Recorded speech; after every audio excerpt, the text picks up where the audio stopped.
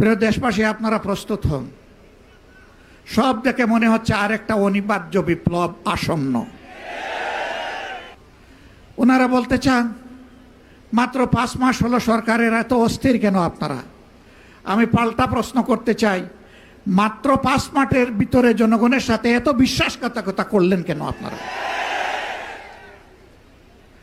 আপনারা যদি বিশ্বাসঘাতকতা না করতেন, আমাদের তো অস্থিরতার কোনো কারণ ছিল না। দেশের 12টা বাজবে আর আমরা বসে বসে আঙ্গুল চুষব? এই বিপ্লবের জন্য আমি আপনাদের সবাইকে প্রস্তুতি নিতে আহ্বান জানাচ্ছি।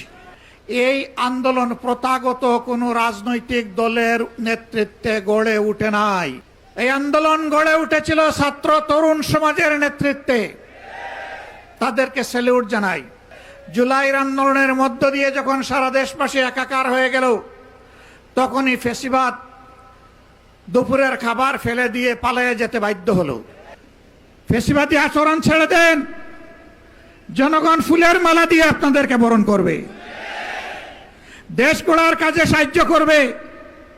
এ দেশ আমাদের সকলের, দেশকে আমরা ভালোবাসি, কিন্তু আল্লাহর কসম খেয়ে বলছি, বাংলার জমিনে কোনো ফ্যাসিবাদকে আমরা সহ্য করব না। এই জন্য এই সরকারের অনেককে দেখলে এখন জুলাই যোদ্ধারা আওয়াজ তোলে, ভুয়া ভুয়া।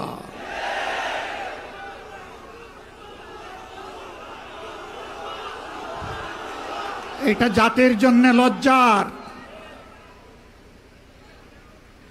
ফ্যাসিবাদী আমলে আপনারাও মজলুম ছিলেন। ফ্যাসিবাদীরা যে সমস্ত জুলুম করেছে, অপকর্ম করেছে, এই 5 মাসে আপনারা সবগুলার রেপ্লিকা, ফটোকপি আপনারা আমাদেরকে দেখিয়ে দিয়েছেন।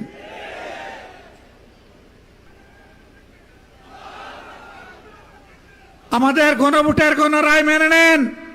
70% মানুষের রায়কে অপমান করবেন না। অপমান করে বাঁচার পথ খুঁজে পাবেন না। জনগণের রায়কে যারাই অপমান করেছে, তাদেরকে অপমানজনকভাবে পালাতে হয়েছে। আমরা পরিষ্কারভাবে দেশবাসীকে সাক্ষী রেখে বলতে চাই, আপনাদের গণভোটের গণরায়ের পাহারাদারি আমরা করব ইনশাআল্লাহ। এবং এই দাবি মহান আল্লাহর সাহায্য নিয়ে বিইজনিল্লাহ আমরা আদায় করে ছাড়বো ইনশাআল্লাহ। এই দাবি আমরা পরিত্যক্ত ঘোষণা করব না, কোনো কিছুর বিনিময়ে না। জীবনের বিনিময়ে হলেও এই দাবি আদায় হবে ইনশাআল্লাহ। প্রিয় দেশবাসী, আপনারা প্রস্তুত হন। সব দেখে মনে হচ্ছে আরেকটা অনিবার্য বিপ্লব আসন্ন। এই বিপ্লবের জন্য আমি আপনাদের সবাইকে প্রস্তুতি নিতে আহ্বান জানাচ্ছি। এখানে আমরা যারা বসেছি, অনেকে বয়স্ক, অনেকে তরুণ। বিপ্লবের ক্ষেত্রে বিপ্লব কোনো বয়স মানে না।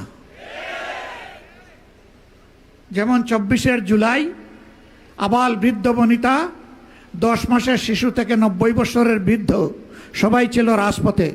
আগামীতেও বয়স বিপ্লবকে সঙ্গ দিয়েই সামনে এগিয়ে যাবে ইনশাআল্লাহ। সেদিন সবাই হবে তরুণ, সবাই হবে যুবক, এবং ফ্যাসিবাদের বিরুদ্ধে লড়াই হবে আপোষহীন, তীব্র, বিজয় ছিনিয়ে আনার লড়াই হবে ইনশাআল্লাহ।